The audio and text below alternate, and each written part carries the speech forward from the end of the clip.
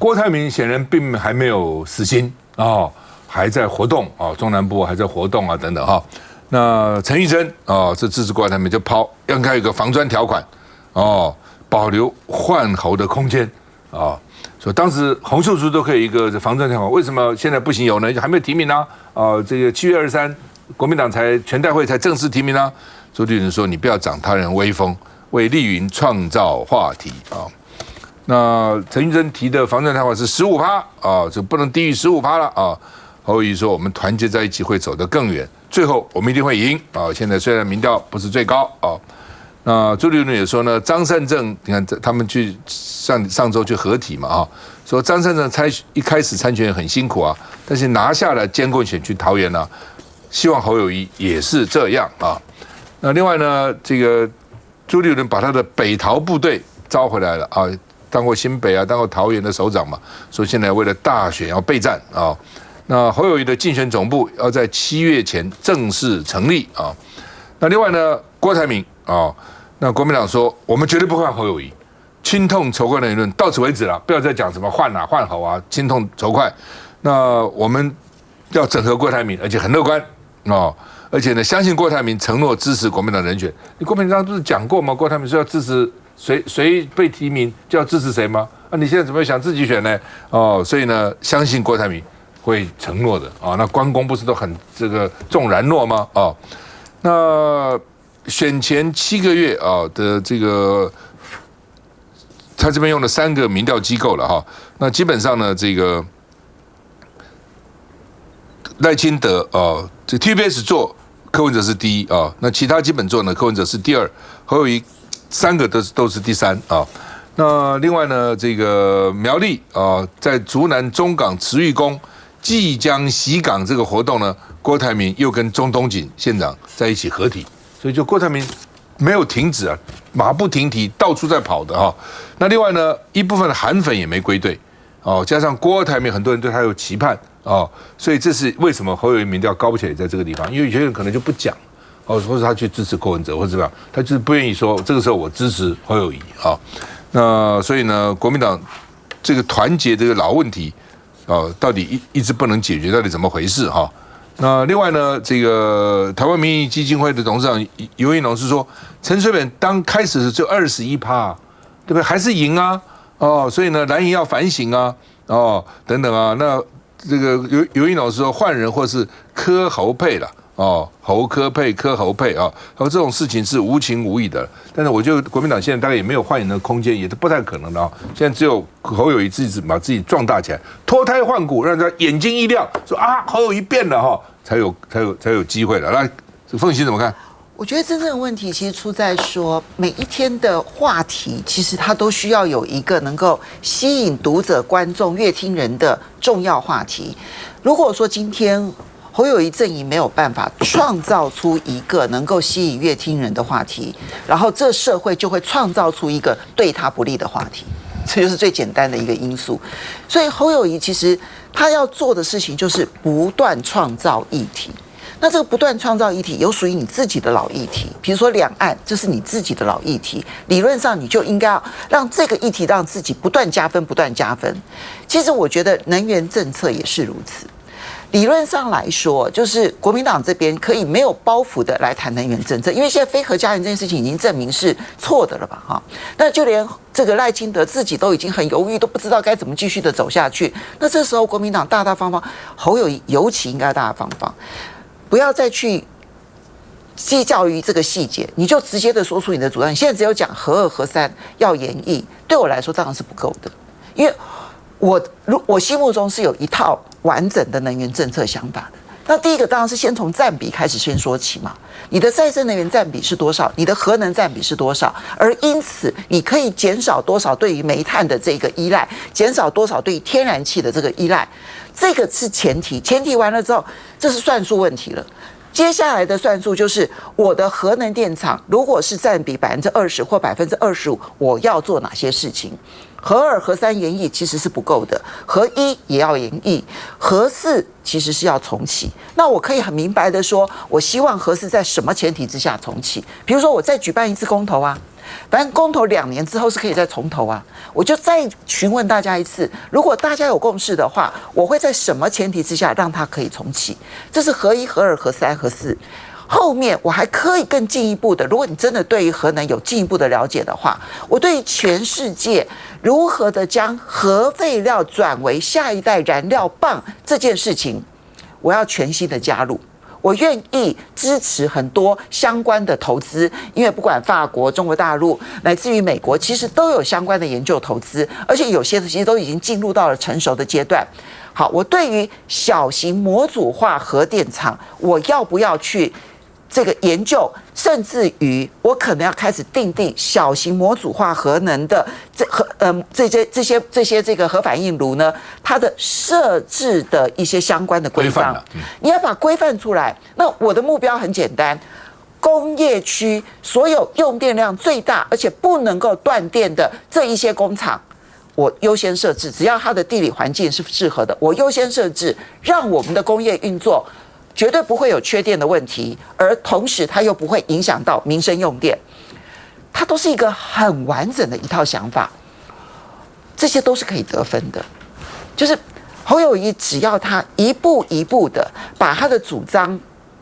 还有攻击对手的部分，你知道你1个礼拜，你只要55分。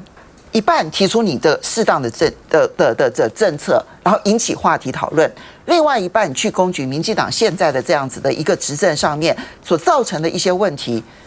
谁还去管你什么民调高低之类的小问题呢？真正的问题在于每一天你侯友宜阵营除了这件事情没有别的讨论啦，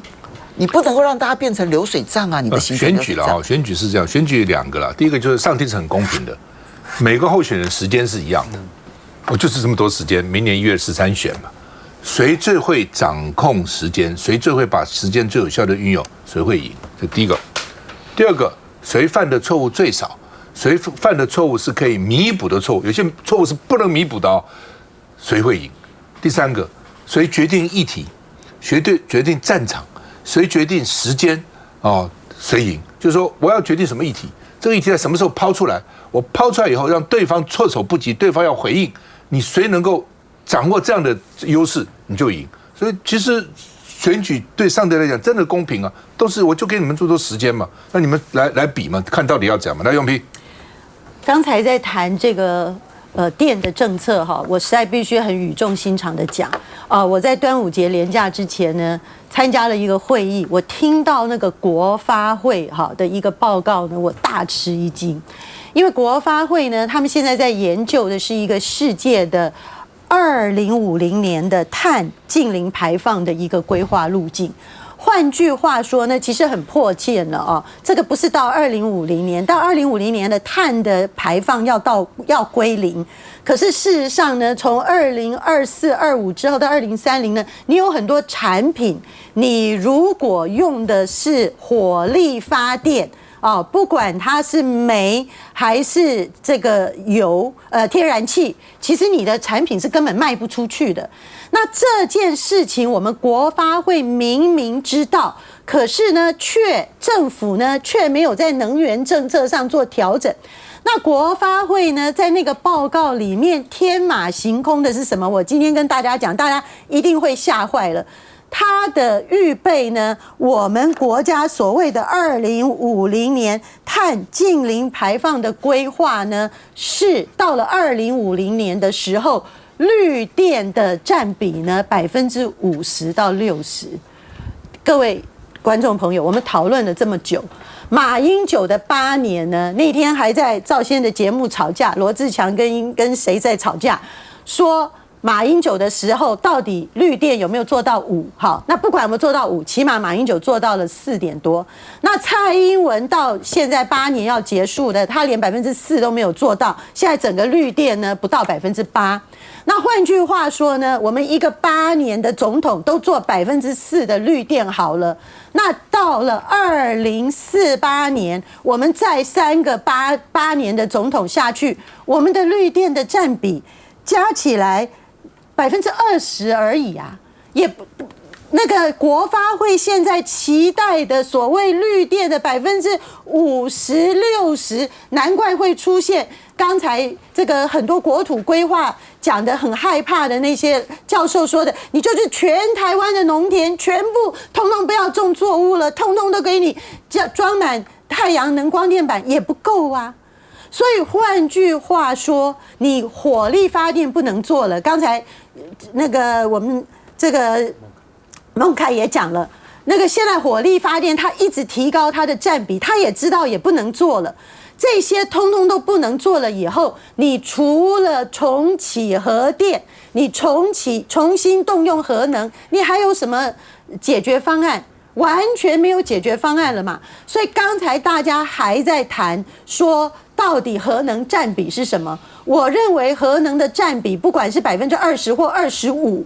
如果面对2050的这样的一个全球的这个零碳排放的计划来说，很可能都是过分保守的。所以在这种状况底下，今天我们在谈总统选举的问题的时候，请大家一定要注意总统候选人的真正重要的主张。那回到侯友宜，我觉得侯友宜在2大问题上面绝对不要再模糊面对了。一个是如何稳定台海和平的复谈的两岸主张，第二个呢，就是你要更明确你的核电的步骤跟政策。那就这一点来讲呢，虽然大家可能觉得对侯友宜的速度改变还不是很满意，可是我觉得在台大那场的演讲有看到侯友宜的改变，至少他在处理关于国家定位前提底下，他讲得很坚定，然后回答得很有力，那他也产生了他的一定的攻击性，只是侯友宜跟他的团队所有的速度要加快才行。不，我也不知道这到底信还是不信了啊。对民进党可能是信了啊，蔡英文民进党运气不错了哈。本来照理讲，今年天气这么热，早就应该发生危机了，为什么没有？你知道吗？为什么？工业衰退。我们去年根据统计，去年我们总用电量是2794.5亿度，比前年衰退1.3%。你不要小看这1.3%，是很重要的哦。工业衰退2.8%，对，住宅区衰退3.1%，对，只有服务业稍微好一点，涨5%。今年的前4个月，去年已经比前年衰退了，今年前4个月比去年前4个月衰退3.3%，用电一直在衰退，所以救了民进党啊，因为电量用电没那么多嘛，因为所以没有停电啊。但是对台湾的经济好吗？对大家的生活好吗？这就是不好，所以就想想看，所以才变成这样子。用电。